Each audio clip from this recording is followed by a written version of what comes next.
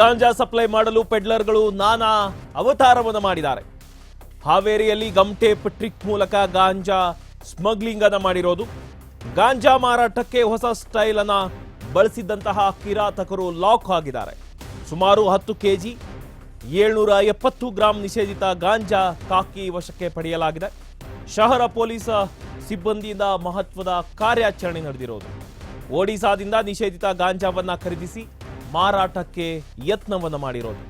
Nagendra ಮಠಿಯ Sai layout ಬಳಿ ಮಾರಾಟಕ್ಕೆ ಯತ್ನವನ್ನ ಮಾಡಿದ್ರು. ಖಚಿತ ಮಾಹಿತಿಯ ಮೇರೆಗೆ ಗಾಂಜಾ ಸ್ಮಗ್ಲಿಂಗ್ ಮೇಲೆ ಖಾಕಿ ದಾಳಿಯಾಗಿದೆ. ದಿಳ್ಳೆಪ್ಪ, ಅಳಲ್ಗೇರಿ, ರಾಜಸಾಬ್, ನದಾಫ್ ಬಂಧಿತ ಆರೋಪಿಗಳಾಗಿದ್ದಾರೆ. ದೃಶ್ಯದಲ್ಲಿ ಗಮನಿಸ್ತಾ ಇರಬಹುದು ನೀವು. ಸುಮಾರು 5,38,000 ಬೆಲೆಯ ನಿಷೇಧಿತ ಗಾಂಜಾ ಇದು. ಹಾವೇರಿ ಶಹರ ಪೊಲೀಸ್ ಠಾಣೆಯಲ್ಲಿ ಪ್ರಕರಣ ಕೂಡ ದಾಖಲಾಗಿದೆ.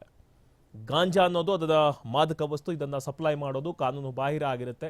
ಬಟ್ ಕಾನೂನು ಬಾಹಿರ ಆಗಿದ್ರೂ ಕೂಡ ಎಷ್ಟೇ ಒಂದು ಪ್ರಕರಣಗಳು ಕೂಡ ದಾಖಲಾಗಿದ್ರೂ ಕೂಡ ಈ ಒಂದು ಗಾಂಜಾ ಬಹಳಷ್ಟು ಕಡೆಗಳಲ್ಲಿ ಸ್ಮಗ್ಲಿಂಗ್ ಆಗ್ತಾ ಇರೋದು. ಇದರಿಂದ ಯುವ ಜನತೆ ಕೂಡ ಹಾಳಾಗ್ತಾ ಇರೋದು. ಇದೇ ರೀತಿ ಇದೀಗ ಇದನ್ನ ಸಪ್ಲೈ ಮಾಡೋದಕ್ಕೆ ಹೊಸ ಟ್ರಿಕ್ ಅನ್ನ ಬಳಸಿರೋದು ಬೆಳಕಿಗೆ ಬಂದಿದೆ. ಗಮ್ ಟೇಪ್ ಟ್ರಿಕ್ ಮೂಲಕ ಗಾಂಜಾವನ್ನ ಸ್ಮಗ್ಲಿಂಗ್ ಅನ್ನ ಮಾಡಿದ್ದಾರೆ. ಇವರನ್ನ ಹಾವೇರಿಯಲ್ಲಿ ಪೊಲೀಸರು ಲಾಕ್ ಮಾಡಿದ್ದಾರೆ. ಹಾವೇರಿ ಶಹರ ಪೊಲೀಸ್ ಠಾಣೆಯಲ್ಲಿ ಪ್ರಕರಣ ಕೂಡ ದಾಖಲಾಗಿರೋದು.